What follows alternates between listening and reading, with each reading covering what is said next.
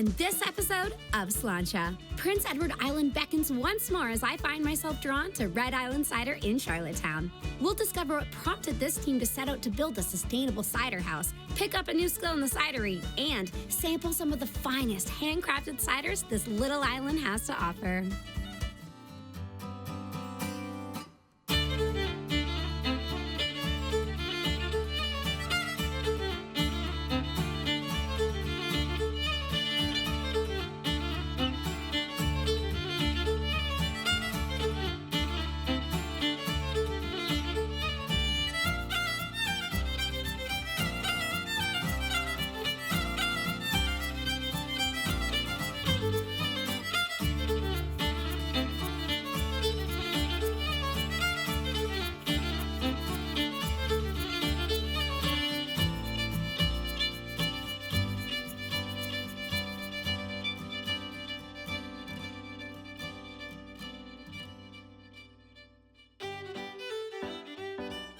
Today, I find myself in Charlottetown, where Red Island Cider has taken root.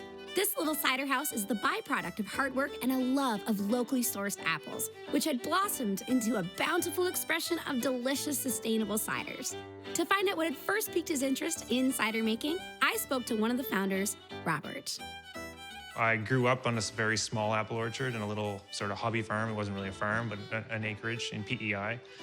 So there was a connection to apples that kind of went back, like I was the little kid that would press cider, and we weren't fermenting it at that point, but we were drinking the fresh juice. And then coming back, fast forward 20 plus years, there was an opportunity here. There wasn't really a cidery established on PEI when we started. And our market research was like, if you have a keg of cider, we'll put it on tap. So it was like, oh, that sounds like a pretty good market. So we went for it. I'd been playing with beer and wine and other fermentation products and cider a little bit, but then it was really like, there's a place here. I think we can do this. Let's try this out. Was there a moment or anything that really solidified that this is what you should be doing? I think when if I look back at how we started the cidery, a friend of mine wanted to move back to PEI, and he jumped in and tried to help build the business. He ended up leaving pretty quickly after we opened, went back to Ottawa for other job reasons. And so then we've hired other people and continued to run. I think I was in France in September for a cider tour. And one of the things that came up via conversations was somebody over there, I won't mention who it was, but it had said that they wanted to work in the industry where it seemed like people were having the most fun. And it seemed like wine and cider making was that. And that kind of, after 3 years of being involved, solidified that we are in an industry where people have a lot of fun, and they're always happy to see us. They're not really sad when they walk out the door. So it's a good one for that. It's still a challenge. It's still definitely an adventure. We're still learning. I think I can guess, but I want you to confirm for me. What does your name stand for? Red Island Cider? Yeah. We get this question a lot. Okay.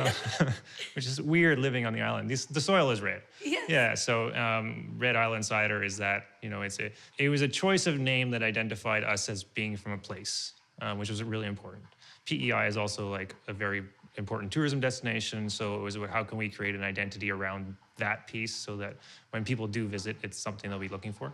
There's actually a really interesting story, or kind of a funny story around Red Island, is that we applied to the trademark office for our logo, and they came back saying, well, they could be confused being that your cider's made at Red Island, Newfoundland. And we were like, there's a Red Island in Newfoundland? Where's this Red Island? So we Googled it, and sure enough, there's a little island off the south coast of Newfoundland that's called Red Island, and it's a little fishing outpost, and we're not sure if anybody lives there anymore. So we had to go back to the trademark office and be like, well, Red Island Cider, Red Island PEI, Red Soil, and a Green Gables, all these other businesses, and there's lots of Red Island, other things on the island. So we were successful in our application. And so what year did you really start up? We started in 2019. So we decided we were going to go for it in 2018. And then from basic idea and conception to opening, we opened a May long weekend of 2019. What was that opening like? It was great. We have a patio that goes out in the summer. It's not out right now. And that was open, and there was a whole bunch of people here. We'd done our research and our market research well, because we'd done test batches with some of the food science people here in Charlottetown. And then we'd done an evening for all the hospitality industry in Charlottetown. So we had 100 people come to that, tasted 7 different ciders, and then told us which ones, did or didn't work, and then we launched with those ones. So people were ready for it. You want to keep people coming back for more. Yeah. And how do you do that? We make a good product. I'm going to get behind the product, and I think our product is very easy to sell. People are always receptive to trying it, and then are usually surprised when they try it if they haven't tried a cider before, or if they're used to something that's a bigger commercial brand. But we've also really dug into community and storytelling around our brand. So trying to bring people in the door and trying to empower them to also, sell or advocate for what we do here. Our little tap room, which we'll show you later, is a small little spot, but it's been commented before on the island that it's like one of the few places where you can come and then you might come as 2 or 3 people, but all of a sudden you end up talking to everybody in the room because it's so small. So you don't come there for your own date night, like your first date night. That's probably not a good idea. But we are building a community, and there's people that are happy to come here and chat to each other. And we have regulars coming now, and it's great to see that happening. Yeah. What a way to find new friends and build a community. To discover what first drew her to the cider scene, I spoke to the taproom manager, Val. I went to Hong College when I graduated high school. I went to Hong College for musical theater, hated it. Took tourism and I graduated right before COVID, so it was really good timing. But I was able to study abroad for my tourism program, and when I came back, Rod, who used to be our taproom manager, was like, "Hey, do you need a job for the summer?" And I was like, "Yeah, I do," and I've just been here ever since. And I think being here for so long has really set the precedent on what a good job it is. And were you interested in cider before working here? I never had cider before in my life before working here. When I lived in Europe, I drank a lot of wine, so I was really familiar with like spritzers and wines and stuff, but I literally never tried cider before. So when I got invited here to try everything, I was like, wow, this is like wine, but I love apple juice, so it's a good blend of both. And now I exclusively only drink cider. So really? Yeah, I think I'm just biased, but yeah. It's fine. It would be hard not to be, though. It's hard not to sit here and try, because we go through so many different varieties that it's well, I'm gonna try all of them. And you would have to. I have to. Yeah. Can you tell me a little bit more about this one that you created or you're curating? So I've done one already that was finished, and it's been through the tap ringer. It was a pomegranate honey cider. It was really, really nice. But this one, I started working on it. I was aiming for a green apple caramel, kind of street fair cider, but all my juice exploded. And it was in the fridge, the freezer upstairs, and it popped and exploded. So I had to restart my idea, which is fine, because, now I get to be creative. I'm thinking of doing a sage rosemary cider. I think that's we'll see. Yeah, that's so cool. I love this style with the wood, but then this kind of industrial lights. How would you describe the space? I like to say it leans a little bit nautical, because we have the Ghost Ship series, and we have, the whole Red Island Cider part. But the wood is definitely cool. My favorite part about this bar is that the middle here, it's a different color, and it's just like an apple wood. It's just a completely different tree, an apple tree, and I think it's a great ode to our cidery. It's great. Next up on Slainte, we meet the orchard manager and hear about some of the exciting things in store for Red Island Cider. And I get a science lesson in the cidery.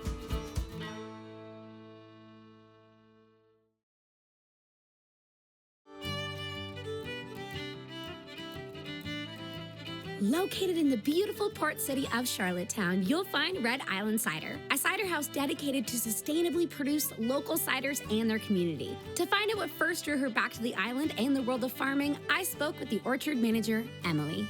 I'm originally from the island. I grew up on a small-scale fish farm here, so second-generation Dutch farmer, but a little bit of a jump from fish to apples. But yeah, so islander, lived away for almost as long as I lived here now, but back on the island and firmly established and rerouted, so to speak, with the orchard here. And may I ask what brought you back to the island?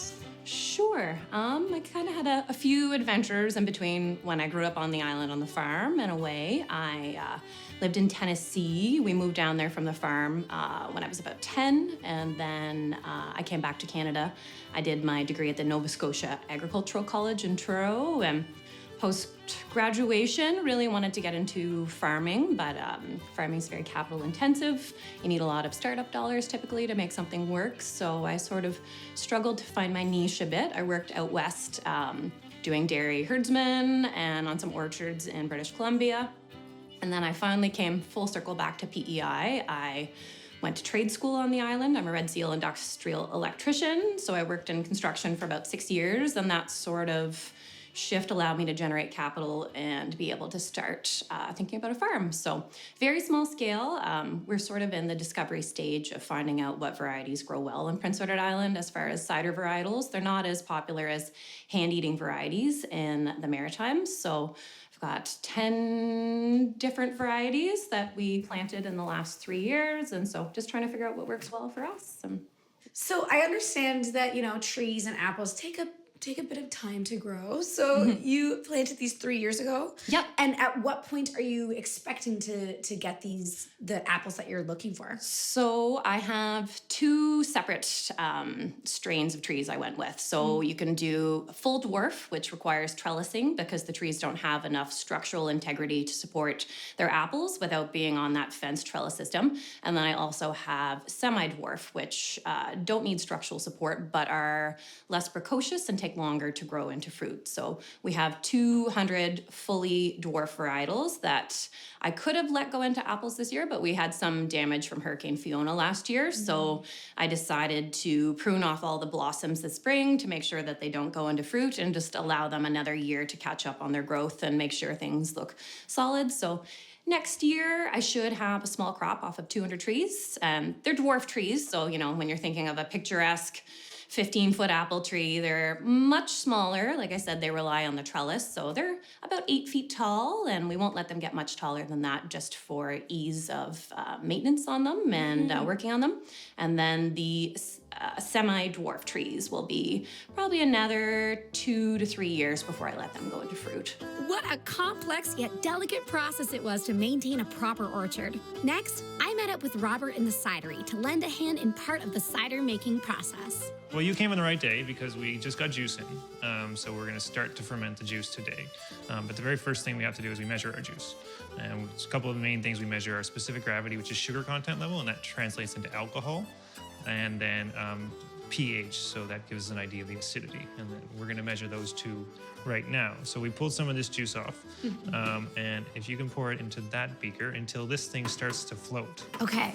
You really trust me? It's not hard to do. Well, if you spill it, we'll just clean it up. Okay. That's a good point. Yeah. Okay. Just pour it right in all the way up? Put it in. Yeah. Until it starts to float? Yeah. Not yet. Not yet.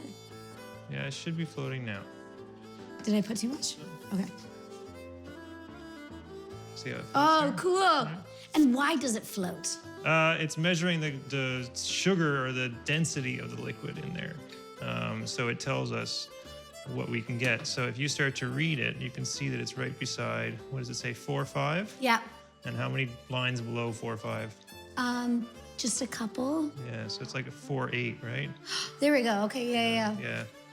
These things are amazing. You put juice in them, and then it always spins the wrong direction. That's right. You can never read it. It's like it without fail. So this is telling us it's 1.048.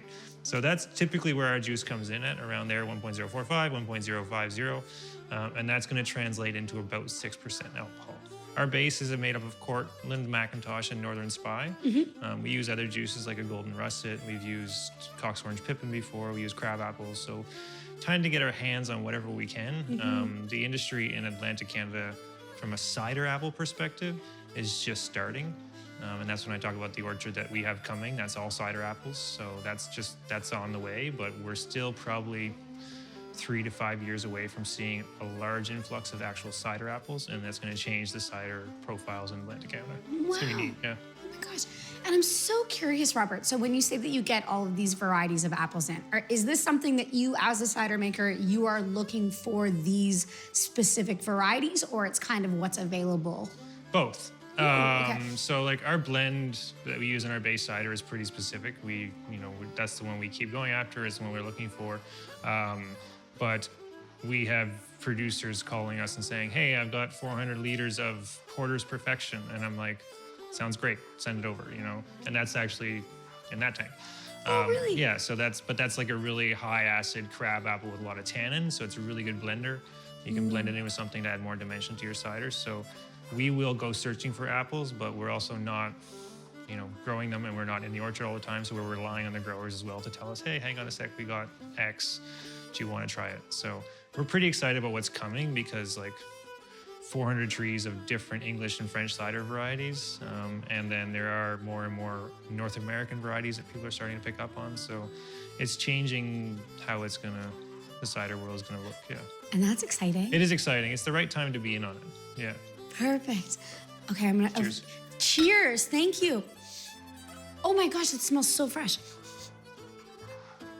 So that's fresh juice. When it's finished, you'll get to taste the finished product later. Not exactly this one, but nice and sweet.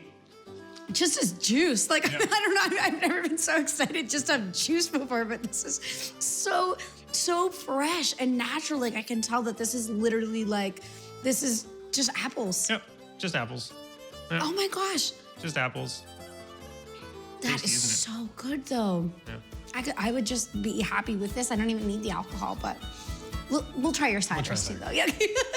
Next up on Slainte, and I thought the juice tasted great. I sit down for a sampling of Red Island Cider's mouth-watering lineup of fresh, crisp ciders.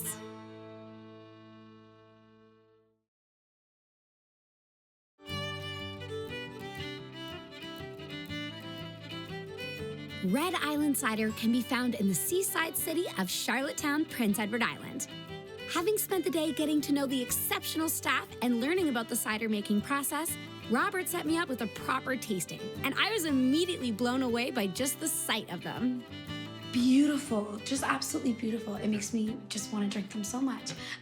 So what was the very first one? The first one's Father Walker. And I don't know, do you know anything about tasting cider, or have you had anybody run you through a cider tasting? Not a cider Yeah, tasting. wine tastings? Yes. Yeah, so very similar to wine. You want to, you can't swirl them too much because the glass is full, but you want to get the smell on your nose first, and then you're going to take a nice mouthful. Yeah. Okay. Oh my gosh, that's beautiful. That is so light. Yep. So we like to say cider is I like to say it's consumed like beer, but it's enjoyed like wine. Okay. Yeah, so that's 6%. So it's very doable. Like, you can have 2 pints of it and still walk out of here, whereas you can't have 2 pints of wine and still walk out of here. Or I can't, personally. But it has that nice middle ground where if you're a beer drinker or if you're a wine drinker, you can find something in that glass for everybody. Kind of just plays on my tongue. It kind of just dances along my tongue, and so easy drinking. I'm so happy you warned me that was 6%. What is your next one? The next one is a Devonport. So the Devonport is a hop cider, and if you take a good smell of this one, you're going to get, it's almost like an IPA. It's got that hoppiness to it. Oh my goodness. Do you dry hop this one? That's why it's so aromatic. Yeah, so it's got a really nice citrus, grapefruit, mandarin, a little bit of pine in it. Oh my gosh. I absolutely love that. It makes it kind of have a complexity to it where it's the hop that you immediately get, but then it's that nice sweet finish, but not overpowering. Yeah. Lovely. And the very next one, I forget what you said. So this is Robert's Reserve. This is when we were launched for my 40th birthday. And it was fermented in oak, so you're definitely gonna get some oak notes off of it.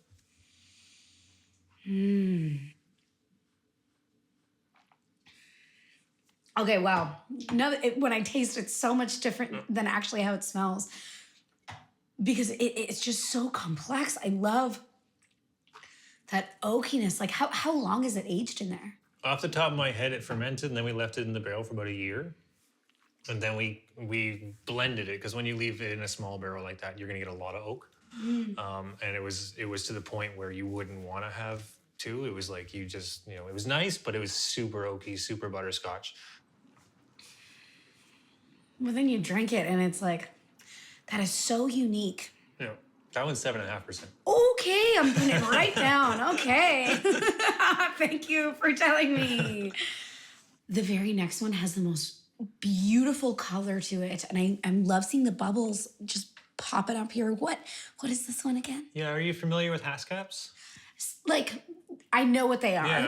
kind of a thing. Not very much past that. Yeah, there's not a lot of people that it's not something that a lot of people are aware of, but a haskap is a long, elongated blue fruit. I like to say if you took a cranberry, a raspberry, and a blueberry and squashed them together, you'd get a haskap, but it's got some tannin, it's got a lot of acidity, and it's got a ridiculous ability to maintain color.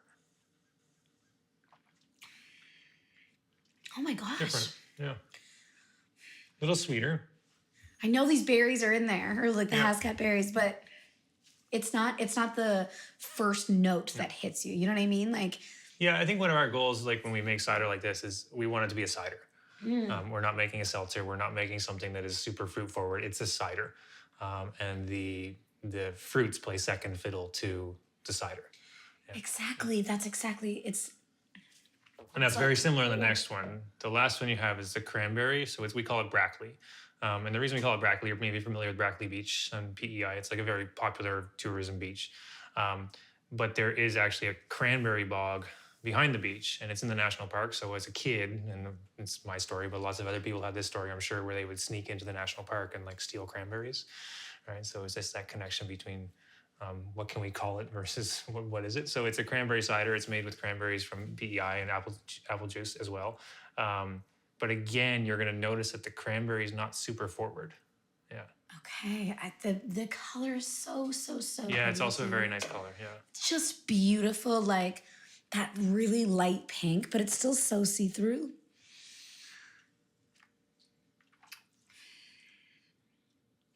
The tartness of the cranberries, incredible. I love the way it balances the sweetness.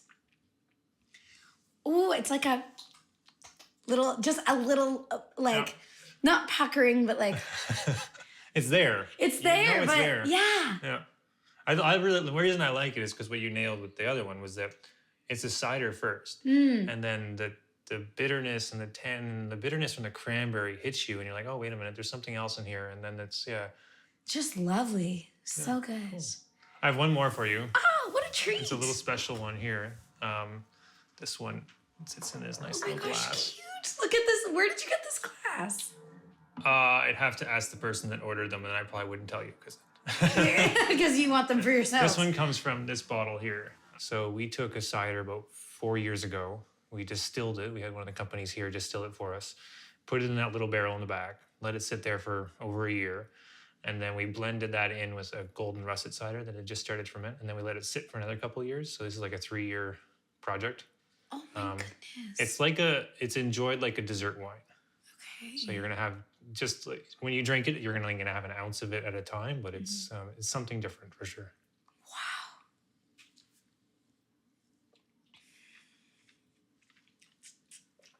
Wow. But okay, does not taste so interesting. It's when I was smelling it, all I could smell was the brandy, these spices, but then when you taste it, you do get those notes still, but it's the cider that you taste. So it's so interesting. I've never had anything like that before, Robert. Robert, thank you so much. These were all so different, and what I love about them though is they really show your craftsmanship. I love that they're all ciders, but they're all so different. And it's just it's incredible.